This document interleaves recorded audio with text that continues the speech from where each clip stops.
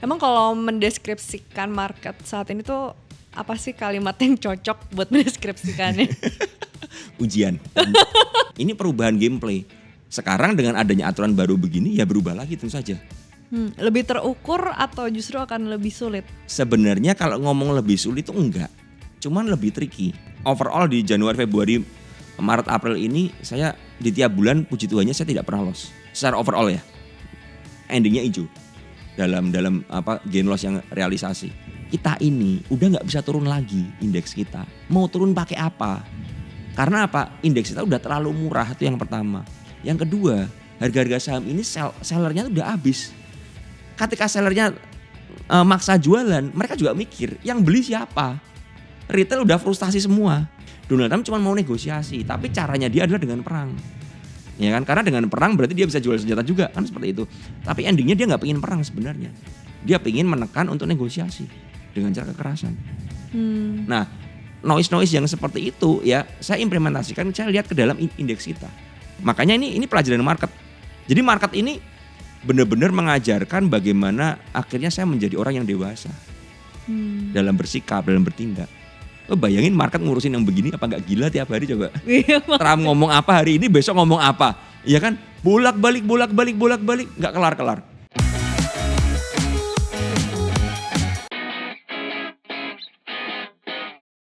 Hai Cuanomics di sini, apa kabarnya di sana? Nah, kalau kabarnya Cuanomics kali ini kita kedatangan tamu yang nggak kalah spesial dan langsung saja kita akan ngobrol bersama Om Ben di sini.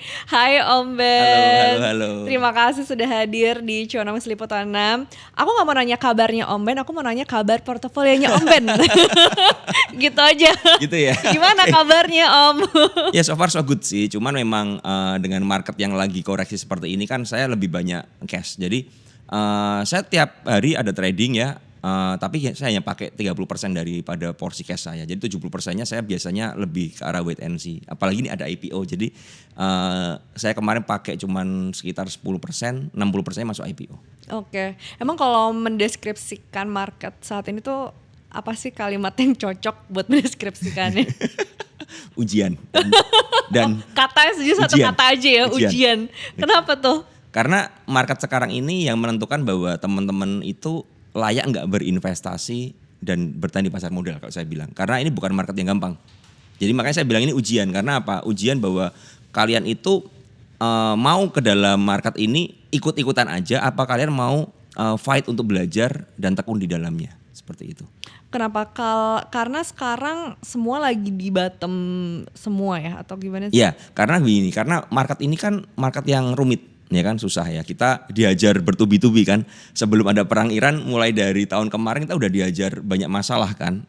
Dari masalah ekonomi negara kita, belum lagi dari masalah regulasi ya kan. OJK berbenah, kemudian ada MSCI yang harus meminta transparansi dan lain sebagainya. Itu belum selesai, ditambah kena perang Iran. Ya, yang menyebabkan ya ketika ada perang kan berarti kan banyak ketidakpastian.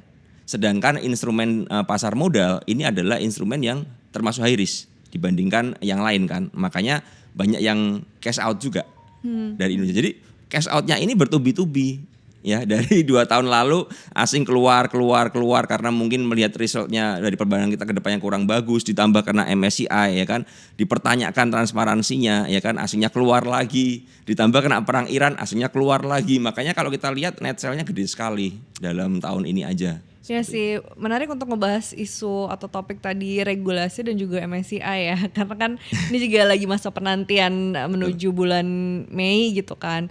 Tapi pemerintah sendiri kan udah bikin kayak regulasi reformasi pasar modal itu ya, ya. Ada 4 poin yang juga udah dikeluarin. Kira-kira kan bisa jadi obat nggak ya? Menjadi obat untuk pasar modal kita. Menginikan tadi dibilang menambah apa ya? Investasi asing juga karena kan tadi Mas saya ada di situ juga. Jadi kalau kita ngomong apakah jadi obat, sebenarnya seperti ini. Ini permasalahannya adalah terjadi restrukturisasi, perubahan kan. Nah, ketika ada sesuatu misalnya organisasi atau apapun juga yang perlu dirombak seperti itu kan kita berbicara yang namanya proses. Ya kan, butuh waktu. Nah ini yang dari awal saya pernah bilang dulu bahwa kita ini ketika koreksi market sekarang ini beda dengan market 2020 ketika pandemi. Karena pandemi problem itu dari luar. ya dari virus. Virusnya selesai, market rebound. Kan seperti itu, sesimpel itu kan. Penyebabnya adalah dari luar. Kalau yang sekarang penyebabnya adalah dari internal kita. Dari sistem dan transparansi yang dipertanyakan. Sebenarnya kan seperti itu kan. Makanya kan akhirnya Bursa Efek berbenah ya, mengeluarkan pernyataan-pernyataan dan lain sebagainya ya yang diajukan ke MSCI proposalnya. Nah, problemnya satu kan, MSCI ini belum memberikan jawaban. Ya kan? Kita nggak ngerti apakah jawabannya bagus atau enggak, tapi sebenarnya itu yang udah diminta dengan adanya yang kemarin dikeluarkan high concentrate stock kan. Ya, jadi saham-saham yang konsentrasinya terlalu tinggi, yang ngumpul di emitennya, free floatnya yang dipertanyakan seperti itu. Nah, itu udah dikeluarin. Nah, itu ya sebenarnya diminta oleh MSCI gitu loh. Karena mereka butuh free float yang real dan mereka nggak bisa lihat kalau dari bursa kita nggak memberikan data. Nah, ini salah satu upaya dari bursa untuk berkata kepada asing bahwa kita ini tetap kredibel. Walaupun memang udah terlambat, tapi better late than never kan, seperti itu kan ya. Jadi ya nggak ada masalah. Nah, kedepannya ini butuh yang namanya yang tadi saya bilang proses untuk menata ulang. Karena kan kasarannya misalnya kita punya mendirikan bangunan itu miring seperti itu kan. Kita harus rombak kan. Kita harus rubah pondasinya. Nah, untuk membangun lagi kan butuh proses.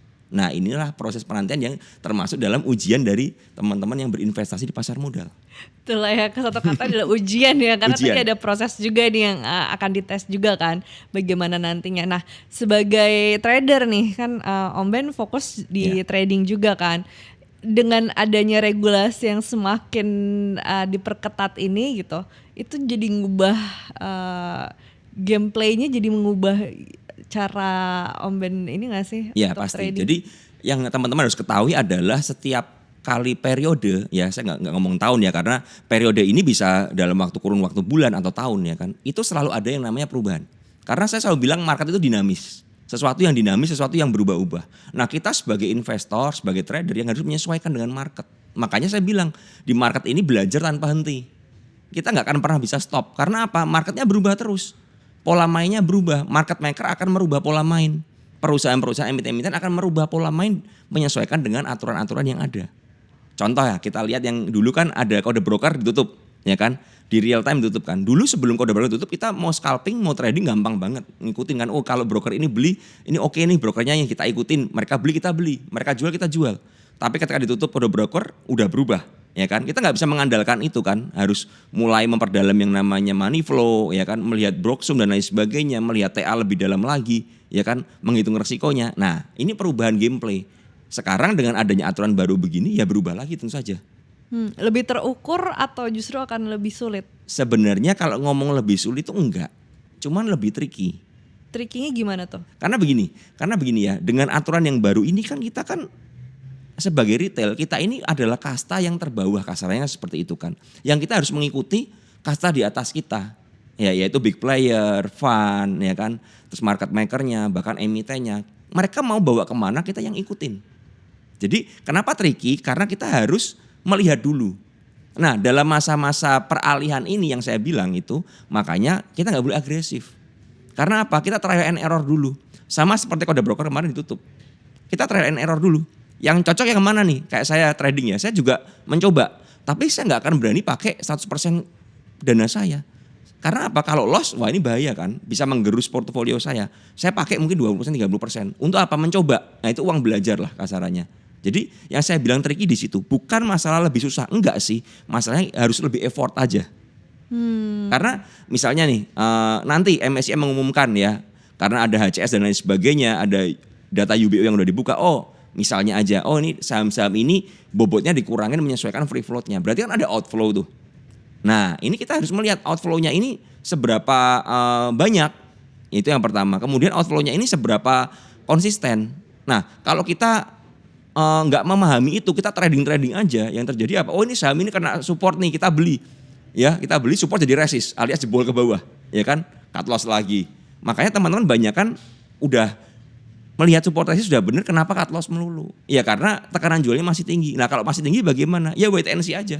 Sabarin dulu aja, tunggu ya, lihat IHSG, ya IHSG di posisi di mana. Nah kita beli karena yang sekarang itu ada keunikan lagi, fenomenanya baru lagi. Apa tuh? Yang dulu IHSG itu, saya selalu pernah bilang ya, IHSG itu nggak ngefek dengan saham-saham. Karena Yang naik itu misalnya pakai saham Konglo ya dengan bobot yang gede-gede di SSA, Brand, DCII ya kan. Saham lain merah, kalau 3 saham ini hijau, IHSG hijau. Nah tapi di akhir-akhir ini ya, IHSG ini menentukan posisinya. Contoh seperti ini, IHSG kemarin kena di area 6.900-an, yaitu supportnya yang udah diuji 3 kali. Ya kan, di sana. Nah ketika IHSG rebound dari support tersebut, hampir semua saham pasti rebound. Nggak peduli saham apa aja. Ya kan, nggak peduli posisinya di support atau enggak, dia pasti rebound. Nah ini yang harus dimengerti. Jadi saya bilang kalau sekarang kita lihat IHSG di posisi di mana? Oh sekarang kalau hari ini kita bikin tapping video ini, IHSG udah kena resist di 7.200-an. Nah ini udah resist. Artinya apa? Nah ini akan melihat bayarnya kuat nggak untuk dorong ke atas, atau kalau nggak kuat ya kita pullback lagi, uji resist untuk bikin pijakan untuk lanjut naik, kan seperti itu. Nah ini yang harus dipelajari. Kalau kita mengerti IHSG kita ini ya, baru memilih sahamnya. Nah kebanyakan teman tuh nggak peduli IHSG, karena apa? Yang dulu nggak berlaku. Lihatnya sahamnya aja. Kalau sekarang nggak, sekarang lihat IHSG-nya. Oh IHSG di mana nih? Di support. Nah baru cari sahamnya. Saham-saham mana yang memang diincar nih, yang low risk. Nah kita beli. Saham-saham mana yang ada corporate action misalnya. Ketika memang marketnya lagi turun seperti ini, saham-saham mana sih yang masih punya masa depan? Kan kasarnya seperti itu. Karena tidak semua saham akan rebound ketika IHSG rebound. Nah ini harus kita pilihin lagi. Tapi yang utama sekarang lihat IHSG, baru ke sahamnya. Dan dengan kondisi kayak gini, sektor-sektor mana saja tuh yang lagi banyak bisa menunjang dan jadi pilihan gitu? Kalau kita ngomong sektor agak susah. Karena dalam satu sektor pun tidak semua saham ini bagus. Ya kan? Contohnya seperti ini. Contoh misalnya sektor pelayaran, ya kan? Sektor pelayaran itu kan ada banyak, ada Bull, ada GTSI, ada Soci, ada Lead, nggak semuanya naik. Kalau ada yang naik kencang misalnya kemarin Bull sempat 14%, Socinya mungkin cuma 7%, Leadnya cuma 3%, GTSI mungkin kadang-kadang nggak gerak. Nah ini yang harus kita lihat, mana yang paling oke. Oke-nya dari segi apa? Karena begini, ketika harga saham kemarin turun, itu banyak sekali fund nyangkut. Banyak sekali bandarnya pun nyangkut. Tapi dibiarin sama mereka, karena apa? Mereka menunggu aja momentum yang tepat untuk membeli di bawah, ya kan? Nah kita harus mengerti saham-saham mana yang memang masih banyak big player yang nyangkut di sana. Jangan-jangan yang nyangkut di sana cuma semua retail. Nah kalau semua retail ya berat dong. Nah itu yang harus salah satu pemilihannya. Itu yang pertama. Yang kedua, apakah kedepannya mau ada corporate action atau enggak? Yang tertunda, CA yang tertunda. Karena banyak sekali CA yang tertunda. Kenapa ditunda? Ya karena marketnya nggak kondusif. Buat apa mereka melakukan aksi korporasi kalau marketnya kondusif? Goalnya nggak akan tercapai dengan maksimal. Karena itu emiten-emiten mempospon rata-rata kan, buyback dipospon, ya kan, corporate action dipospon dan lain sebagainya. Nah itu yang kita harus lihat. Ini masih on track nggak? Oh kalau masih on track, ketika harganya di bawah, oh berarti murah dong. Misalnya fund-fund pada nyangkut di harga 1.400, sekarang harga 1.100, berarti kan kita terdiskon hampir 30% dong. Nah inilah makanya saya bilang saya ngincar yang begini-begini. Supaya apa? Kalau misalnya mereka dorong ke atas ya kan ke 1.400 harga BEP mereka, kita udah make money, udah profit. Nah tinggal kita jaga aja nih kita mau profit berapa, seperti itu. Ya, jadi itu pertimbangan-pertimbangan yang lebih bisa relevan gitu ya. Betul. Dengan kondisi saat ini. Terus kan juga di reformasi pasar modal itu ada meningkatkan transparansi juga nih. Transparansi kepemilikan investor juga kan. Nah itu berpengaruh juga nggak ke metode bandarmologi dan sejenisnya itu? Pasti berpengaruh. Jadi begini, kan memang yang kemarin itu yang sedikit mencengangkan adalah ketika brand masuk ke dalam high concentrate ya stok gitu ya. Brand kemudian di SSA, kemudian ada RLC dan lain sebagainya. Nah kebanyakan malah rebound. Ya kebanyakan panic sell kemudian rebound. Karena brandnya pun nggak ARB. Saya waktu itu melihat apakah brand bisa ARB atau enggak, tapi ternyata enggak. Ternyata ada buying power yang cukup kuat, ya kan. Berarti kan memang kalau kita melihat seperti ini berarti dari emitennya belum selesai di saham ini, ya kan, masih dijagain. Cuman problemnya adalah ini baru keluar list HCS-nya, belum keluar yang namanya keputusan MSCI yang menyebabkan seller tambahan lagi, ya kan. Jadi itu menunggu. Jadi kayak brand dan lain sebagainya menurut saya rebound ini ya kalau kita ngomong istilahnya technical rebound aja. Karena seller aslinya kita belum lihat ya karena belum masuk MSCI, ya kan. Nah tapi untuk memang harganya kan hampir semua saham Konglo itu terutama ya udah terkoreksi di atas 60% kalau saya lihat. Dari harga puncaknya bahkan 70%. Ya. Jadi kalau teman-teman beli di pucuk ya sekarang tuh minus 60 minus 70% rata-rata. Dari Om Ben sendiri ada ke saham Konglo nggak? Ada, tapi waktu MSCI mengumumkan bahwa kita ini dipertanyakan waktu itu bulan Januari akhir, saya cut semua. Oh langsung Saya langsung semuanya. bebersih semua. Karena saya melihat bahwa memang ini bakal panjang.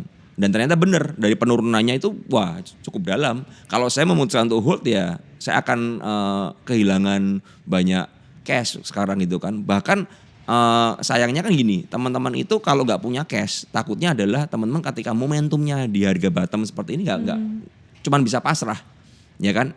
Kalau kalian bisa beli di harga sekarang kemudian naik, ya kan kalian kan nggak perlu menunggu untuk BEP. Makanya saya bilang cash itu penting banget untuk teman-teman perbanyak di masa sekarang. Seperti itu. Berarti dari segala aturan OJK yang baru ini ya, yang ada di 4 poin buat reformasi pasar modal itu, aturan mana sih yang akhirnya paling berpengaruh terhadap cara Om Ben ini trading gitu? Ada nggak? Sebenarnya semua berpengaruh. Karena misalnya gini, misalnya kan free float harus 15%. Ya kan berarti kan dari emiten itu kan dikasih waktu kan sampai nggak salah tahun 2029 atau 2030 ya. Nah itu kan dikasih waktu untuk membenahi free floatnya. Mereka bisa memakai yang namanya placement ya atau mungkin dibuang ke market. Nah ini kita nggak pernah ngerti ya kan. Nah ini saya harus melihat lagi. Jadi gini, saya tuh sekarang melihatnya itu bertahap. Saya nggak bisa ngomong, kan teman-teman sering nanya saya, Om Ben saham apa yang dibeli sekarang akhir tahun bisa beggar? Nggak bisa, saya nggak ngerti. Saya nggak ngerti. Karena saya harus melihat bertahap. Karena kita ini dalam fase yang namanya fase transisi seperti itu ya kan. Terus kemudian ada kayak UBO udah dibuka, 1% kepemilikan dibuka. Nah itu kan berarti kan kita bisa lihat misalnya ini. Oh ada orang-orang pihak-pihak tertentu yang biasanya investor jangka panjang yang memegang saham-saham tertentu. Biasanya kan di atas 5% baru kelihatan. Sekarang kan di bawah 5%, di atas 1% udah kelihatan. Nah itu kita bisa lihat buat teman-teman yang memang mau berinvestasi, itu adalah tambahan. Ya jadi itu bukan indikator utama ya, itu adalah tambahan. Oh kok si A beli ya? Si A ini investor yang bagus nih misalnya nih ya. Kenapa beliau beli? Nah dari situ kita bisa mengerucut, oh si A ini beli saham A, B, C, D. Dari A, B, C, D ini kalian bedah lagi, ya kan? Dianalisa lagi. Tujuannya apa? Supaya kalian yakin dari dalam diri kalian, bukan ikut-ikutan orang lain, ya kan? Nah, itu mempermudah, ya mempermudah kita. Biasanya kita kan nggak ngerti ya, misalnya Pak Lokenghong beli apa nih, ya kan? Kita nggak ngerti kan? Sekarang kan udah ngerti. Oh Pak Lokenghong sahamnya ini. Ya udah dari listnya Pak Lokenghong. Kalau kalian suka dengan style beliau, ya kalian bisa bedah sendiri. Nah ini mempermudah, ya kan? Nah tapi ada sisi negatifnya lagi. Dengan adanya UBO dan lain sebagainya berarti kan ada outflow tambahan dari MSCI ya yang kita harus menunggu ya kan nanti bagaimana. Dan kalau memang dilihat sebelum hari ini per jeda sesi kita net buy asing 1 triliun. Tapi yang kemarin-kemarin kan net sell terus kan. Nah ini kita harus lihat seberapa konsistennya dengan adanya reda perang seperti ini, seberapa asing mau masuk lagi ke bursa kita atau mereka hanya untuk trading aja. Kan seperti itu. Jadi nggak ada yang paling mempengaruhi dalam screening saham buat Om Ben tuh ada. Kayak semua itu benar-benar memberikan impact yang sama besarnya juga gitu ya. Karena saya bukan investor. Jadi trader itu adalah orang yang paling fleksibel sebenarnya. Kalau market balik arah ya balik arah juga udah selesai. Ya kan? Tinggal kita tega atau enggak dengan menghadapi yang namanya kedisiplinan kita ini. Ya kan? Kayak yang waktu kemarin Januari ketika itu saya cut loss dulu baru mikir loss berapa sebenarnya. Setelah saya cut loss, saya hitung lossnya, kok banyak ya. Tapi kalau saya waktu itu mikir lossnya dulu, saya nggak akan melakukan cut loss, nggak akan berani, ya kan? Oke. Jadi saya cut loss dulu, saya cut loss baru mikir. Nah setelah baru mikir, tekanan jual gede baru bersyukur, untung saya cut loss karena besoknya turun lagi nih. Iya. Nah berarti pas lagi selama masa penantian ini strateginya seperti yang tadi disebutkan atau mungkin ada lagi yang saya memanfaatkan momentum aja. Kalau iya sih kena support, rebound, trading ya kan kena nanti udah naik ya. Saya merasa ini udah sellernya udah gede, kena resist saya jual lagi. Ya kan saya nunggu lagi. Jadi ini yang menyelamatkan portfolio saya dalam 2 bulan ini. Jadi saya overall di Januari, Februari, Maret, April ini saya di tiap bulan puji Tuhannya saya tidak pernah loss. Secara overall ya. Endingnya hijau. Dalam gain loss yang realisasi. Karena saya memakai cara ini. Saya udah belajar dari kejadian 2019 2020. Ya, waktu itu saya denial. Berdarah-darah itu. Ya kan? Sempat berdarah, udah telat, udah dalam baru cut loss, tapi ya karena saya cut loss waktu itu saya punya cash. Nah, sekarang saya nggak mau seperti itu. Saya udah tega di awal. Jadi kayak misalnya hari ini market rebound, saya udah merasa cukup 10%, 20% misalnya udah dapat ya, saya buang. Besok gimana? Saya pikir besok. Karena market ini nggak stabil, tiba-tiba Trump nanti ngomongnya beda lagi. Dan yang mesti teman-teman ingat adalah kemarin malam ya, waktu malam kemarin ya, itu IHSG indeks luar tuh merah semua. -1%, hampir -1,5, -2% kan Dow Jones dan lain sebagainya ya kan. Goldnya juga naik turun ya, oilnya juga naik turun. Kan nggak terjadi apa-apa. Pagi-pagi tiba-tiba ada berita, kan kita bangun tidur ada berita bahwa mereka setuju berdamai. Langsung oilnya turun 15%, goldnya naik, indeks semua rebound. Ini kan hal yang nggak bisa kita prediksi. Contoh hari ini misalnya nih oke-oke aja nih, kan nggak ada yang tahu tiba-tiba Trump berulah lagi, ya kan? Atau tiba-tiba nanti Irannya merasa dikerjain, nggak suka ya, keberatan lagi dengan gencatan senjata. Dan ingat ini masih gencatan senjata, ini belum selesai loh, ini masih panjang lagi, masih panjang karena ini masih mereka mau negosiasi. Ya saya lihat ini hanya dibuka untuk nurunin harga oil aja sebenarnya, karena dengan Strait of Hormuz dibuka oilnya turun kan harganya. Semua negara gak tertekan lagi kan. Nah tekanan ekonomi di semua negara gak terlalu tinggi. Tapi ketika oilnya nanti naik terus, semua akan merasakan inflasi kan. Tekanan kepada Iran dan Amerika juga tinggi. Nah ketika memang perangnya ini dibuat ngambang begini, ketika harga oil mereda ya, inflasinya udah gak terlalu tinggi, ya negara-negara mungkin ya urusin masing-masing kan urusannya kan. Nah nanti tinggal mereka berdua ini bagaimana dengan Israel ini. Iya ya. Tapi tadi kalau misalnya asing lagi net sell secara masif ya, Om Ben tuh kecenderungannya ikut asing juga gitu untuk ngejual, atau lebih biasanya saya gini, jadi saya mencari saham-saham gitu. Ya, saham-saham yang nggak dibuang oleh asing secara masif. Dan memang saya udah lama nggak megang saham yang fundamental lama seperti banking. Ya, saya lebih megang saham-saham yang dimiliki konglo tapi yang bukan Pak PP. Ya, karena Pak PP kan lagi kena isu HCS dan sebagainya kan, jadi terlalu banyak distraksinya, agak susah analisanya.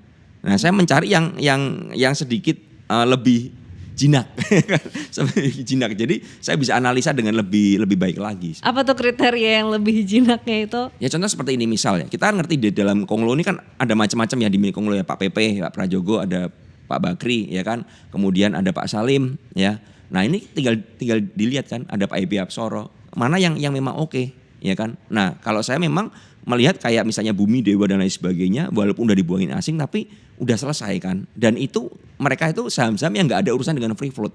Karena kayak Bumi itu free floatnya udah cukup gede banget ya, apalagi pernah orang nyangkut dari 8.000 dulu kan, 8.000 turun ke 50, artinya free floatnya masih gede banget, pasti nggak akan jadi masalah ya kan. Nah ketika memang nanti oke ya saham-saham yang seperti ini yang nggak dipermasalahkan ya bisa naik ya kan. Ada lagi sahamnya Pak Ebi Apsoro misalnya, Raja, Bufa, ya itu kan masih oke semuanya. Tinggal kita melihat di mana untuk time to buy-nya dan kapan lihat harga belinya di mana seperti itu. Ya. Tapi kalau ngomongin saham konglo, nasib saham konglo apakah kalau orang bilang kan menarik? Orang bilang kan konglo udah selesai. Menurut saya belum selesai. Mereka belum selesai. Justru menurut saya begini, yang menarik adalah ada perbedaan antara saham konglo dengan saham-saham fundamental lama. Contohnya perbankan, ASI, Telkom dan lain sebagainya. Saham konglonya bisa mengintervensi. Contohnya apa? Pak PP kemarin mengintervensi semua brand dan cuan dan lain sebagainya, BRP dan lain sebagainya. Dan akibatnya BRP dari bottom kemarin, dari waktu diumumkan konsentrasi itu sampai sekarang ribonya bisa 30-40% loh. Lumayan kenceng, ribonya cukup lumayan kenceng. Nah sedangkan saham-saham yang tidak bisa diintervensi oleh pemiliknya bagaimana? Contohnya perbankan. Siapa yang mau mengintervensi perbankan ketika asing jualan gede? Ya kan nggak mungkin. Ya pemerintah mau mengintervensi pun prosedurnya dan ribet, ya kan. Sedangkan konglo kalau memang ownernya bilang saya mau beli saham itu tahan, selesai. Karena sesimpel itu. Makanya saya bilang konglo belum selesai.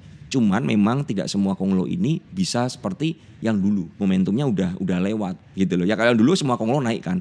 Pokoknya goreng aja apa isunya, MSCI semua naik lah semuanya, apapun juga, konglo apapun juga dari kecil sampai gede naik semua. Tapi sekarang kan nggak bisa, sekarang kan udah diuji. Kalau mereka memang punya plan ke depannya, pasti mereka akan jagain harga. Nah ini kita bisa lihat, mereka jagain harga nggak? Nah gitu. Dan untuk trader itu masih menarik juga ya. Menarik ya. Karena kan kita memanfaatkan pantulan-pantulan. Dan ingat ya ketika harga saham turun sekali mantul kencang pasti gitu. Sekali mantul pasti pantulannya kencang sekali. Ya. Nah, tapi dari situasi asing sekarang ini ya, yang di pasar modal Indonesia itu kebanyakan investor asing emang karena dipengaruhi keputusannya oleh MSCI, Atau dari kondisi makro kita juga ini ya memberikan Jadi pengaruh gini, sendiri. kalau kita ngomong asing itu kan ada banyak. Ada asing-asing yang passive fund. Passive fund itu pasti ngikut MSCI. Kalau ada saham yang masuk ke list MSCI pasti mereka beli dan mereka buy and hold. Itu passive fund. Ada juga fund-fund yang aktif, yang trading ya dengan dana gede. Ada juga yang melihat secara makroekonomi. Jadi fund ini kan banyak banget. Asing itu kan banyak. Ada juga asing yang nyamar tanda kutip, ya kan? Orang-orang dengan dana besar yang bikin akun di misalnya luar negeri di Singapura, ya trading di sana, ya. Dan mereka ketika trading kan mereka termasuk asing. Kan seperti itu. Nah, ini banyak hal. Kalau kita lihat asing yang pertama keluar waktu itu kan perbankan, ya kan? Dipengaruhi dulu zaman judi online tuh, ya kan? Judi online ya. Terus bank-bank kena performa kreditnya itu kurang bagus ya kan, banyak kredit yang nunggak ya kan, itu kan menyebabkan perubahan laporan keuangan ke depannya. Ya mereka bisa reduce.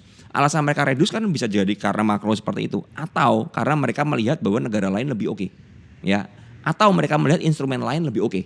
Instrumen misalnya seperti gold, ya kan, seperti mata uang asing, seperti bonds, obligasi dan lain sebagainya di negara lain lebih oke misalnya, ya kan, yang memberikan imbal yang lebih tinggi daripada negara kita. Atau mereka merasa bahwa secara valuasi saham perbankan kita waktu itu memang udah maksimal dilihat dari proyek ke depannya, karena mereka kan melihatnya proyek ke depan.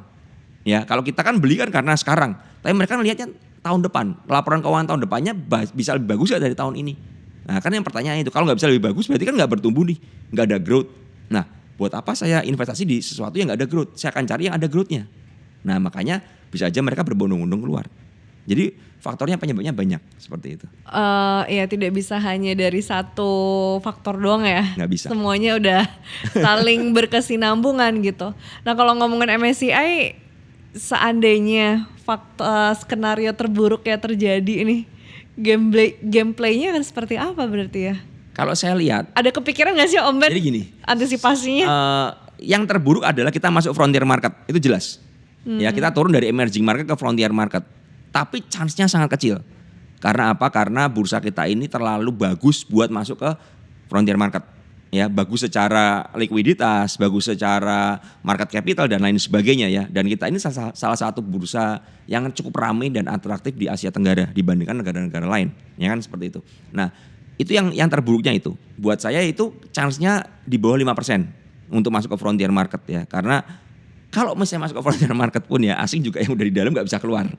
Karena terjadi panic sell yang sangat gede. Ya, jadi dan yang kedua adalah saya melihat bahwa dari regulator kita udah berusaha semaksimalnya, bahkan memberikan apa yang MSCI nggak minta, seperti free float 15% dan data kepemilikan di atas 1%. Yang mereka minta itu cuman high concentrate tadi itu, yang mempertanyakan bahwa ini kayak misalnya kayak brand di SSI ini free float liarnya berapa, ya itu udah dikasih semua, bahkan ditambahin lebih kan. Jadi saya tidak melihat bahwa itu turun ke frontier market. Nah, problem lainnya adalah ketika data itu diberikan kan berarti mereka kan MSCI akan menghitung free float liar ya, termasuk di saham perbankan. Karena saham perbankan dimiliki banyak perusahaan tuh. Kalau mereka melihat bahwa memang ada saham-saham yang memang free floatnya lebih kecil dari seharusnya, akan dikurangin bobotnya. Ya kan? Artinya akan ada potensi sell ya dari mereka. Itu yang pertama. Dan yang kedua, kita ini harga ya udah turun. MSCI itu melihat dari free float dan market cap. Berarti ketika harga saham turun, market capnya akan turun.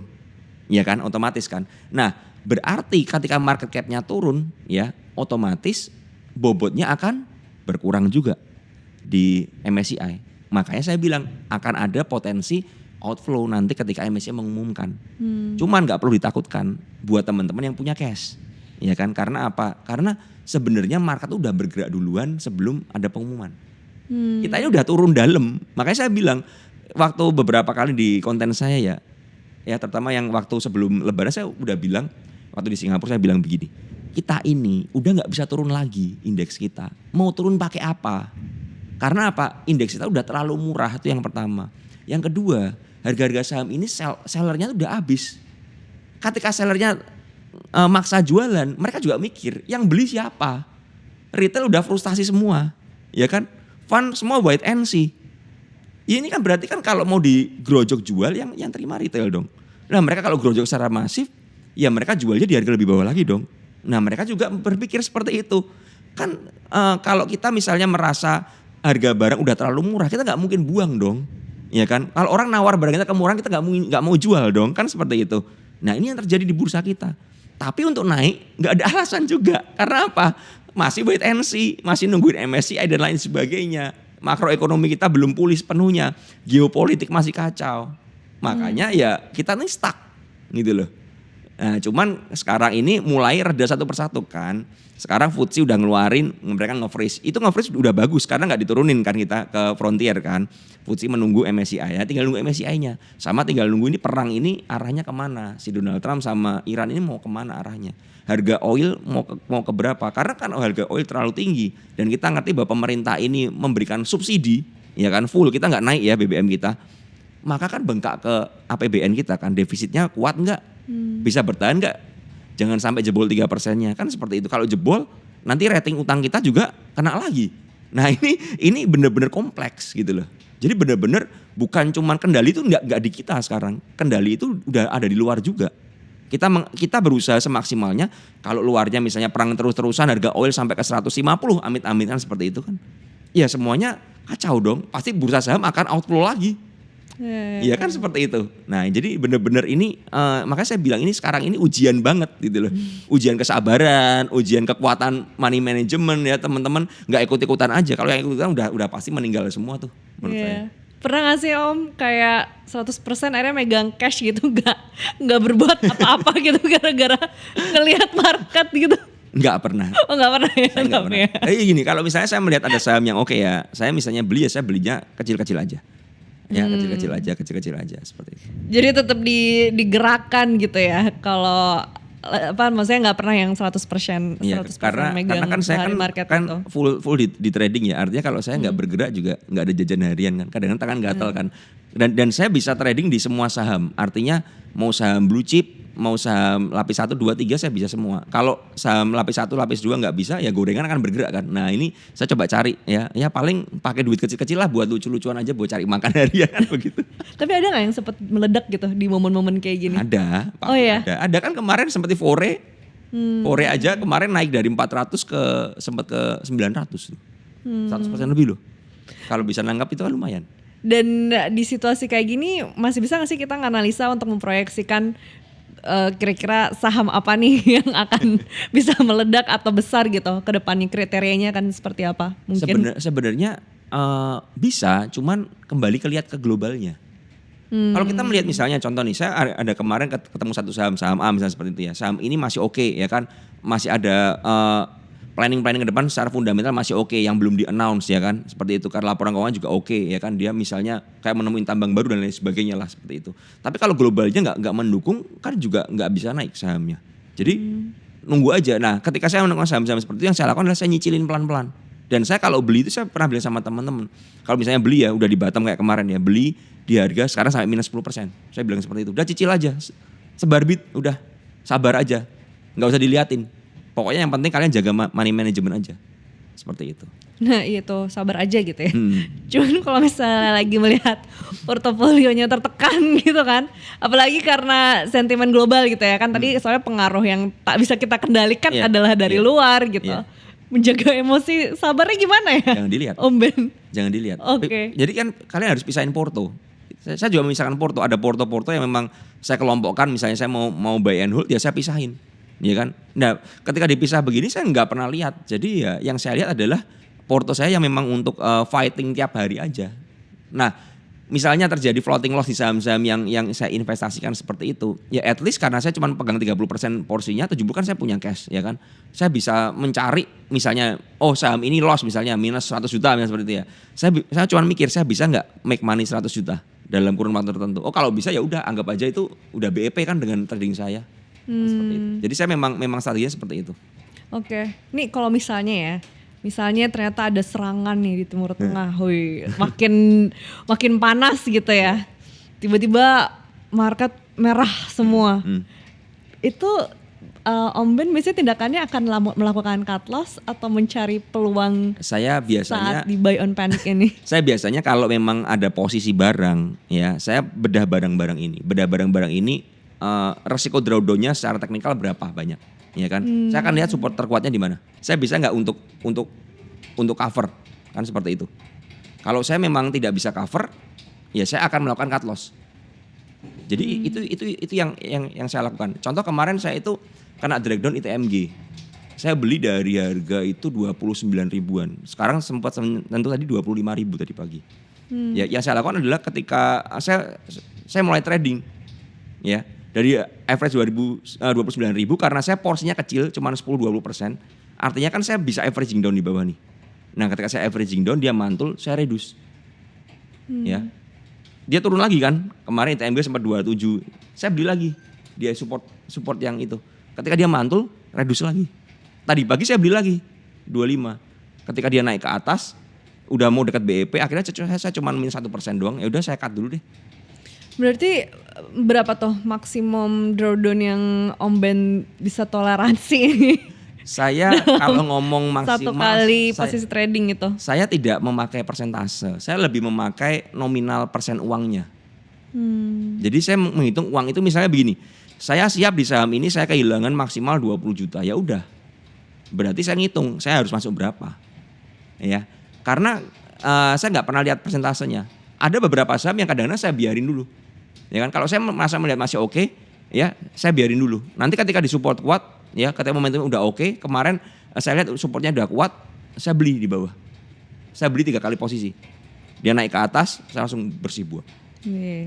Jadi memang, tapi itu butuh kedisiplinan. Artinya apa? Ketika kalian beli di bawah 3 kali posisi, nggak sesuai analisa, 3 kalinya dibuang.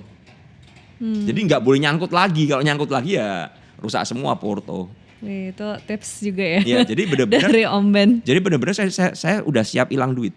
Posisinya seperti itu. Nah, teman-teman kesalahannya kan nggak siap hilang. Jadi saya selalu ngitung. Saya siap hilang uang berapa. Nah, ya udah saya fight di situ.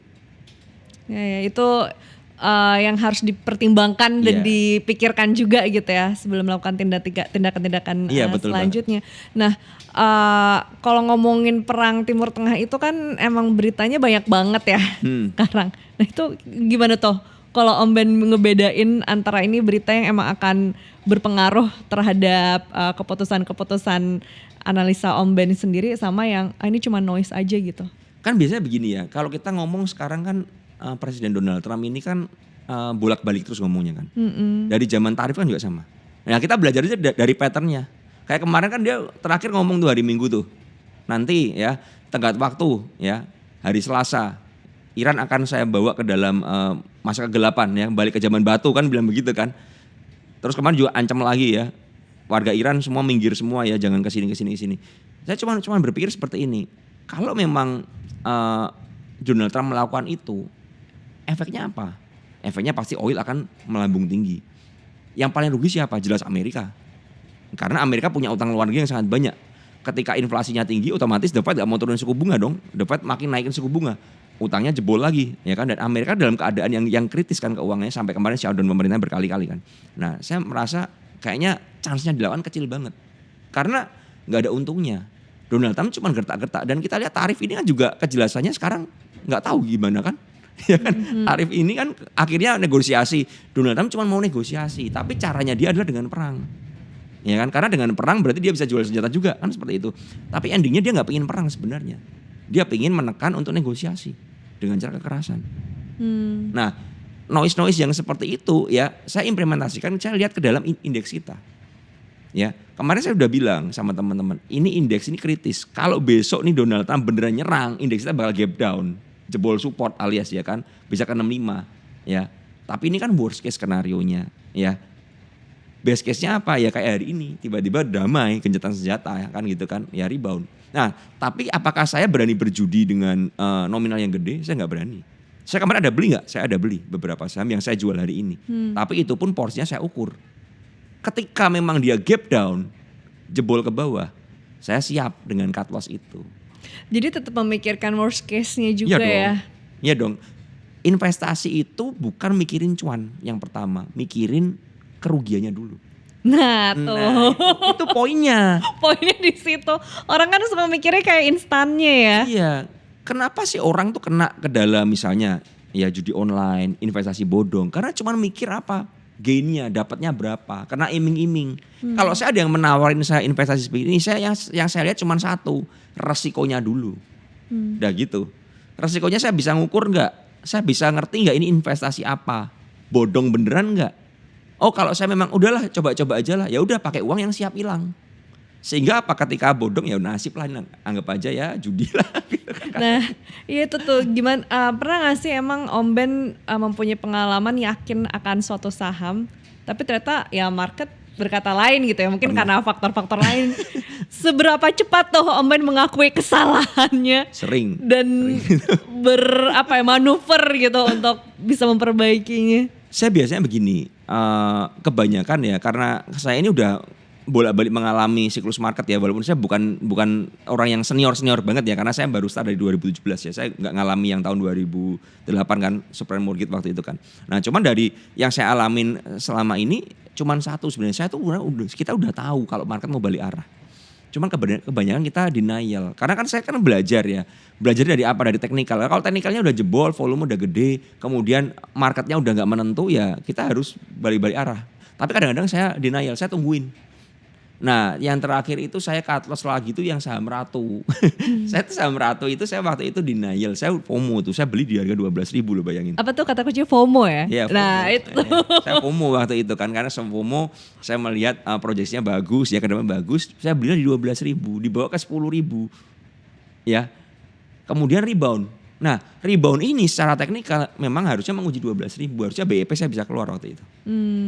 Saya denial. Siapa tahu masa sih cuma 12.000. Saya denial. Turun lagi ke 10.000. Saya mikir kali-kali mantul lah. Jebol kan. Saya cut loss tuh ketika MSCI ngumumin itu di harga 8.000. Ya ampun. Rasanya gimana tuh? Rasanya cuma satu. Rasanya bodoh sekali ya saya. Ya. Karena apa? Kita ini sebenarnya ya, kalau kita belajar analisa, udah ada warning, alarm udah bunyi nih. Ya. Udah ada tetot-tetot begini, tapi kebanyakan manusia kita ini mengabaikan. Egonya ya. Bukan cuman ego. Apa ya, terkadang ya dia apa-apain kan, manusia gak siap hilang uang kan. Iya kan, saya pun juga ada. Tapi dari pengalaman berkali-kali yang saya denial gara-gara seperti itu ya, yang harusnya bisa minus tipis-tipis gitu ya. Akhirnya saya malah minus dalam. Tapi ya udah, itu setelah itu ya saya move on. Waktu itu kan saya pernah bikin konten tuh. Sehari saya sekali pencet cut loss semuanya itu hampir 2,5 M. Wow, luar biasa. Saya itu nggak mikir, tadi saya bilang kan saya nggak lihat lossnya dulu. Begitu udah cut loss saya udah habis. Karena saya memutuskan cut loss karena MSCI kan tadi kan ada masalah regulasi kan. Dan ini menurut saya ini bakal panjang gitu loh. Ya urusannya bakal panjang.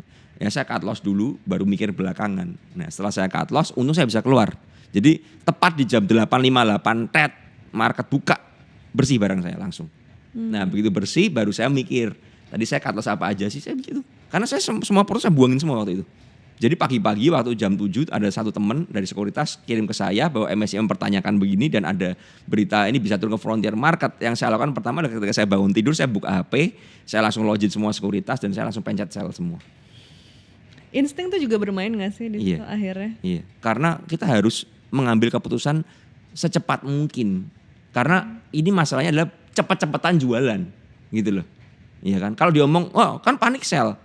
Panik sellnya ada reasonnya. Ya kan kasarnya kalau kita melihat gedung mau ambruk, masa kita nggak panik keluar?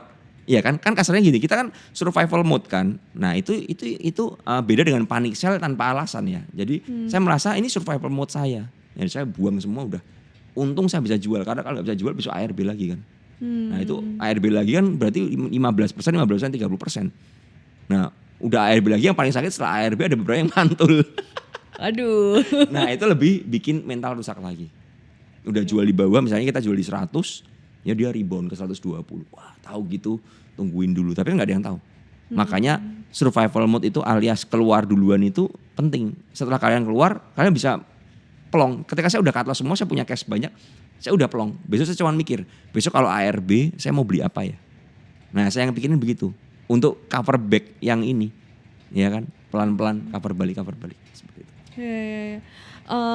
Tadi kan emang sebenarnya sebagai trader kan lebih ngelihat peluang sahamannya yang bisa berpeluang kan, nggak fokus pada satu sektor juga gitu kan. Iya. Tapi ada nggak sih pada akhirnya di situasi konflik Timur Tengah saat ini yang lagi memanas, ada sektor yang juga akhirnya dihindari gitu? Yang saya hindarin jadi gini, saya tuh dari kemarin jujur aja ketika harga Medco itu di harga 16.00 1.600 ya sampai 1.640. Saya tuh punya Medco di harga 1.650. Kemudian saya cuma mikir begini. Ini kok kalau eskalasi perangnya tinggi, kenapa harga Medco kok nggak naik? Kok lower low alias supportnya kok ditekan terus ya ke bawah ya. Wah, saya cuma mikir, ini kalau amit-amit ya, tiba-tiba perang damai kayak hari ini harga oil ambrol, ini Medco nggak ketolong dong, iya kan? Nah itu yang membuat saya akhirnya udahlah, saya Medco saya sell on strength, saya cut loss di 16.35 kalau nggak salah. Jadi saya loss tipis dan saya nggak berani pegang lagi, karena saya melihat kok ini ada bau-bau bisa antara perang bisa meletus beneran atau perang bisa selesai. Nah saya ngitung kembali lagi, yang saya hitung adalah resikonya, iya kan? Kalau harganya Medco sekarang di 1.600 ya kan, sedangkan supportnya ini kalau jebol 1.600, 1.580 bisa sampai 1.500, 1.400, berarti kan ada drawdown yang sangat dalam. Dan kalau perangnya berhenti beneran ya gap down, itu nggak ketolong, ya kan? Gap downnya bisa minus 5%, minus 10% ya kan. Sedangkan kalau perang beneran mungkin naik, tapi naiknya kok saya lihat kok harga oil naik kok Medco gap up-nya cuma 1%, 2%. Saya merasa nggak sebanding ini resikonya. Udah saya hindarin deh. Jadi itu ya yang akhirnya dihindari di momen-momen saat ini. Karena kalau momen ini kan kita komoditas ini yang sangat volatile ini cuma emas dan gold. Emas dan oil ya, gold dan oil ya kan begitu kan. Nah, dan keduanya sekarang ini bertolak belakang. Kalau oil turun goldnya naik. Kalau gold turun oilnya naik ya. Nah, ini saya cuma melihat ini aja. Nah, drawdown-nya di mana? Dan chance-nya perang beneran sama damai kok kelihatannya gede damai. Karena nggak ada yang diuntungkan ketika harga oil meledak. Ketika harga oil naik tinggi, semua negara pasti kena. Ya kan? Pasti sekutu-sekutu dari dua belah pihak akan menekan supaya damai. Makanya kan Cina juga bilang, udah kita jadi mediasi buat kalian damai. Ya kan? Banyak negara, Rusia juga seperti itu kan. Karena apa? Kalau oil tinggi sih nggak ada yang menang. Gitu loh. Nah, makanya chance-nya kan damai lebih gede. Kecuali tiba-tiba Donald Trump nuklir Iran, nah itu beda lagi kalau itu bisa parah. Tapi kalau cuman perang begini dan perangnya kan ya kita ngerti lah udah perang-perang cuman lempar-lemparan rudal sana sini ya memang seperti itu gitu aja. Ya harapannya volatilitasnya juga ini berarti jangka pendek aja gitu ya. Jangan berdampak panjang. Makanya ini lebih ke ujian ketahanan kita saat ini nih di momen ini gitu. Betul kan. Betul banget. Nah, terus Om Ben itu kan tadi memang fokusnya adalah trading ya, sebagai trader gitu. Tapi ada juga nggak sih terjun di investasi jangka panjang gitu? Atau emang udah fokusnya di hampir trading enggak aja? Sih, karena saya udah ngitung sebenarnya. Saya udah ngitung dari selama pengalaman dari COVID dan lain sebagainya. Kalau saya buy and hold dan saya trading, ya mirip-mirip sih sebenarnya. Karena size yang saya pakai belum yang gede banget ya, yang sampai ratusan miliar begitu kan. Nah itu saya pikir kalau memang saya punya dana diem ratusan miliar seperti itu, ya udah kalau itu ya invest aja. Ya ratusan miliar mau trading apa di market sekarang. Tapi kalau masih nilainya miliar sampai puluhan miliar masih bisa tradingan kita kan. Nah saya mikir ya udah gitulah, dapat bulanan hari ya oke lah. Ya buat jalan-jalan. Itu pertimbangan yang akhirnya Om Ben memilih style saya tuh inilah gitu. Dan market lagi gak kondusif. Itu salah satu pertimbangan juga. Gak kondusif, mau buy and hold isinya cuma sakit hati. Udah cuan 5% BEP loss, kita cut loss. Ya daripada begitu mending kenapa saya gak jual duluan. Nah terus kan untuk sebagai trader tadi harus punya mental yang kuat nih ya Om Ben. Ada gak sih kebiasaan dalam kebiasaan sehari-hari gitu yang akhirnya itu menjadi membentuk mental Om Ben juga gitu, yang kebiasaan yang akhirnya bisa menunjang biar tetap waras lah gitu dengan kondisi apapun market. Intinya gini sih, saya selalu menanamkan bahwa ketika saya masuk ke dalam sebuah saham, ya mau invest mau trading, itu tadi yang saya bilang saya siap hilang uang berapa. Ada teman bilang kamu beli saham ini lah, kamu beli saham ini kan nanti naik sini kamu cuan segini. Bener juga ya kalau misalnya tahu gitu, kalau market memang rebound hari ini, kemarin saya nggak beli kecil-kecil, saya beli aja saham gede-gede. Toh semuanya kayak brand aja opennya 20% lebih ya kan, tapi kan nggak ada yang ngerti ya kan. Nah itu yang membuat saya tetap waras. Saya selalu mencoba untuk realistis dan rasional. artinya saya tidak mengejar saya dapat jackpot langsung nih, uang tiba-tiba gede brek gitu, enggak. Saya lebih belajar menikmati proses. Dan itu yang membuat saya waras. Karena ketika saya menikmati proses, market balik arah, ya kalau loss kan cuma segitu aja. Coba kalau saya all in, sekali ke flip balik begitu, ya antara cuan gede atau loss gede.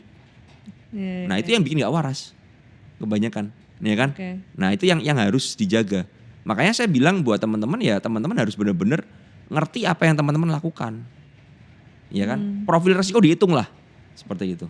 Oh jadi nggak ada kayak dalam satu hari itu mungkin harus ada waktu main game gitu. Oh itu ada. Sebelum ini. Kalau beneran ada. Ada. Kalau itu terjadi ketika saya bete-betenya tuh. Kalau saya udah bete, saya bilang sama yang di rumah, hari ini jangan aneh-aneh ya. Oh iya, malah orang di rumahnya saya sudah kasih preempting. Saya lagi not in the good mood ya, jangan bercanda, jangan apa, saya lagi bete. Berarti tipikalnya lebih suka ya udah keheningan aja ya, menyendiri aja. Nah kalau saya udah lagi bete begitu, yang saya lakukan saya pasti diem. Saya lebih kadang-kadang main game atau nonton TV. Ya udah saya akan tinggalin, saya nggak akan lihat market sama sekali. Berarti dari tahun 2017 sampai sekarang gitu ya, market tuh udah membentuk Om Ben seperti apa sih? Ya saat udah, ini? ya menang kalah itu biasa buat teman-teman di market. Ya apalagi yang trader ya. Menang kalah biasa, hari ini kalian bisa cuan banyak, besok bisa loss banyak kok. Jadi kalau menang ya nggak usah terlalu hore-hore banget, ya kan. Senang boleh, puas boleh, tapi nggak perlu berlebihan.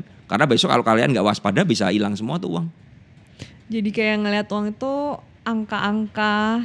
Bukan atau angka gimana? aja sebenarnya gini. Lebih ke arah bagaimana kita itu mengendalikan diri kita. Jadi misalnya profit ya, orang kalau profit ya, market lagi gampang nih. Yang dilakukan apa? Tambah terus, kalau perlu top up. Bener gak? Jadi orang kan begitu kan. Marketnya kemarin bullish tahun 2024-2025, bullish banget naik.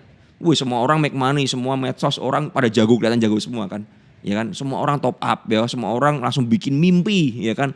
Wah modal 10 juta jadi 1M dan sebagainya, itu kan banyak yang terjadi itu. Tapi mereka lupa ada yang namanya siklus. Ketika kalian gak waspada, market berbalik arah, kamu masih dalam fase euforia, habislah kamu. Jadi itu values yang market ajarkan ya? Market itu siklus. Selama beberapa tahun ini, jadi nggak apa itu kesombongan atau greedy akan sesuatu hal gitu Fear ya? juga gak ada. Kalau market orang pada bilang panic sell dan lain sebagainya, kita harus melihat terkadang panic sell itu adalah momentum untuk beli. Tapi gak selalu ya. Kan ada orang bilang kan yang keren kan, buy when there is blood in the street. Bahasa kerennya begitu kan. Tapi gak selalu itu benar. Ya kan, kita harus melihat dengan realistis dari segala sudut, ya kan. Misalnya kayak IHSG support kuat di berapa, global keadaan bagaimana, rupiah kita bagaimana, kebijakan pemerintah bagaimana, match nggak semuanya, dipikir dengan otak yang jernih. Kalau kita punya barang dan nyangkut, otak kita pasti nggak akan jernih, karena kita kan kecenderungannya, oh pasti naik lah, ya kan. Probabilitas untuk netral itu nggak bisa. Makanya saya selalu bilang sama teman-teman, dan saya selalu membuat diri saya dalam posisi psikologis yang netral. Saya nggak euforia, nggak terlalu optimis, tapi saya nggak terlalu pesimis. Saya di tengah-tengah. Jadi ketika memang misalnya hari ini, nah saya nggak punya barang nih, besok market naik ya, saya pikir besok bagaimana ya strateginya ya? Apakah saya harus ngejar lagi atau bagaimana nih? Ya, atau cari pullback atau bagaimana? Atau harus FOMO di atas atau bagaimana? Itu yang saya pikirin. Kalau besok market balik arah lagi, ya saya punya plan B lagi. Jadi ada plan A, plan B. Seperti itu. Itu yang membuat saya tetap netral. Dan yang paling berat adalah bergulat dengan kekecewaan. Karena ambil keputusan yang dirasa salah. Karena kita kan gak pernah ngerti market, kita gak bisa kontrol market kan. Contoh ya, kita averaging down, jebol support. Wah tahu gitu gue cut loss. Iya kan? Atau udah TP nih, karena kena resist nih. Udah cukup lah. Terbang tinggi sahamnya. Tahu gitu gak TP. Jadi teman-teman itu selalu bergulat dengan kekecewaan. Udah TP kecewa, udah CL kecewa. Cuan kecewa, loss kecewa. Karena kalau cuan kecewanya apa? Tahu gitu aku all in. Kalau loss kecewanya apa? Tahu gitu aku gak beli ya. Gak ada yang tahu kan. Nah ini yang buat harus netral. Makanya untuk stay waras ya harus ngitung. Dan gak perlu kita melihat ke orang lain. Kalau kita lihat ke orang lain kita pasti jadi gila. Maksudnya jangan banding-bandingin gitu ya? Atau gimana? Jadi gini. Lihat orang lain boleh gak? Boleh untuk motivasi. Kok si A keren ya. Cuan segini ya. Bisa banyak ya. Stop di situ aja. Cari tahu bagaimana dia. Oh ini mentalnya memang kuat. Belajar dari cara mentalnya. Stop di situ. Jangan lihat di nominalnya. Di pencapaiannya. Orang fokusnya ke pencapaian. Karena orang itu misalnya lihat ya, oh ada orang sukses, dia pingin mengcopy pencapaiannya. Kalau fokusnya ke pencapaian, kita akan melupakan prosesnya. Ya kan? Dan kalau kita fokus membandingkan misalnya nih, saya punya teman nih, kita start bareng nih. Dia kalau lebih tinggi dari saya, kok tambahnya tinggi ya? Yang terjadi apa? Kita akan depresi, kita akan merasa gagal. Padahal kita juga make money, kita juga naik. Tapi level naiknya dia lebih tinggi. Kenapa bisa begitu? Mungkin dia lebih nekat daripada kita. Mungkin mentalnya lebih kuat, ya kan? Mungkin dia berani pakai margin misalnya seperti itu. Kita nggak berani. Nah, itu kan beda hal ya. Ya, jadi sepatu orang tiap orang beda-beda. Jangan kita berusaha pakai sepatunya dia, gitu loh. Okay. Tapi belajarlah bagaimana cara dia membuat sepatu itu nyaman buat dia pakai. Nah, itu yang menurut saya itu penting. Karena gini, kalau saya kemarin saya sempat beberapa tahun lalu tuh merasa down. Karena teman saya itu yang di bawah saya itu kok jadi keren sekarang. Kok cuannya lebih gede dari saya. Saya merasa fail. Tapi di situ saya merasa, wah ini nggak sehat nih. Yang saya lakukan adalah saya nggak mau melihat, saya langsung tutup semuanya. Bahkan kalau saya lagi dalam fase tidak mau melihat gangguan ya, saya mute semua story saya. Orang-orang yang biasa pamer-pamer saya mutein semua. Ya kan, saya nggak unfollow, saya mutein semua sehingga nggak muncul, ya kan? Sehingga saya bisa fokus dengan apa yang saya kerjakan. Ya, karena terkadang lihat orang itu bisa jadi distraksi. Ketika hati kita ini nggak beres gitu loh. Nah, ini yang makanya ini pelajaran market. Jadi market ini benar-benar mengajarkan bagaimana akhirnya saya menjadi orang yang dewasa dalam bersikap, dalam bertindak. Bayangin market ngurusin yang begini apa nggak gila tiap hari coba. Trump ngomong apa hari ini, besok ngomong apa, ya kan? Bolak-balik nggak kelar-kelar. Ya kan? Jadi jangan ragu juga gitu kayak ngikutin cara Om Ben untuk menutup distraksi itu biar kita bisa fokus gitu kan. Gak usah ragu. Oke Om Ben, berarti apa nih pesannya buat para investor khususnya mungkin trader ya yang mungkin juga modalnya modal menengah gitu misalnya. UMKM. Ya tapi pengen tetap bisa sukses gitu ya. Setidaknya berhasil lah melewati situasi saat ini. Pesannya apa Om? Tetap berjuang. Kan gini, teman-teman itu membutuhkan sebuah konsistensi untuk mencapai tujuan kalian. Kita nggak akan pernah tahu di titik mana dan kapan kita akan sukses. Orang nggak ada yang tahu. Yang ada adalah kita harus mencoba dengan semaksimal kita. Ketika kita berusaha dengan maksimal, peluang datang dan bertemu dengan kesiapan kita akan jadi sukses. Itu yang saya rasakan, gitu loh. Jadi yang saya lakukan selama ini ya saya tinggal mengcopy paste yang dulu pernah saya lakukan. Ketika saya memang dulu uang 500.000 aja buat saya sangat gede waktu itu, ya kan? Saya aja 500.000 saya dulu pernah ngutang untuk makan 500.000, saya masih ingat di tahun 2012 itu. Nah, ketika teman-teman punya uang kecil bagaimana? Ya jangan berkecil hati. Tekun apa? Belajar. Nah, kalau uang saya kecil bagaimana cara gedenya? Sedangkan saya sering cut loss. Perkecil nominal untuk masuknya. Belajarnya ini uang sekolah dikecilin aja. Ya kan? Misalnya kalian cuma punya uang 1 juta. Ya belajar pakai 100.000 lah udah. 100.000 kalau hilang kan masih ada 900.000 kan. Ya udah gitu aja. Nah kapan kayanya? Ya nanti kalau kalian udah konsisten. Ya, jadi belajar dulu. Oh ketemu ritme konsisten, tambah lagi uangnya. Itu yang saya lakukan kok. Ya memang itu gak enak. Karena apa? Medsos sekarang bertebaran, orang beli mobil lah, beli rumah lah, beli ini, trading rasanya gampang ya kan. Orang liburan sana sini. Ya itu kalau itu mengganggu kalian, gak usah dilihat. Fokus dengan pencapaian kalian. Step by step aja pelan-pelan. Ya kan? Yang penting apa? Yang penting kalian melangkah. Yang penting kalian maju. Ya kan? Misalnya contoh gambarnya seperti apa? Oh, saya punya uang 1 juta. Ya kan? Dalam setahun jadi berapa? Lumayan loh, 1 juta saya jadi 5 juta. Loh itu gain 5 kali loh. Itu harus diapresiasi, kan harus bangga dengan diri kalian. Pelajari kenapa bisa 5 kali? Oh, karena saya menerapkan ini. Ya udah tahun depan terapin lagi. Dari 5 juta ini bisa jadi misalnya 15 juta, terus aja bertambah terus. Ya kan lama, kapan 1 miliarnya? Ya nanti, gitu aja. Nggak usah buru-buru, nikmati aja prosesnya. Ya kan? Saya dulu pernah bicara sama teman saya, kalau masih susah, ya masih makan di warteg di pinggiran di emperan, nikmati. Karena apa? Kalau kamu sukses, kamu mau makan di warteg, kamu akan jijik. Karena apa? Takut kotor. Bener nggak? Kan kejadian begitu. Saya dulu tuh makan di pinggir sungai di bantaran, ya. Makan pakai tangan begitu. Saya sekarang suruh makan pakai tangan karena udah terbiasa merasa kok kayaknya dulu saya kotor ya. Maksudnya itu kurang higienis ya. Saya tidak merendahkan hal itu ya. Tapi itu adalah hal yang wajar menurut saya. Yeah. Jadi nikmati ketika susah. Nikmati ketika naik motor, kehujanan, nikmati. kalau punya mobil kamu nggak akan mau naik motor kalau hujan, bener nggak? Ya kan, milih naik mobilnya.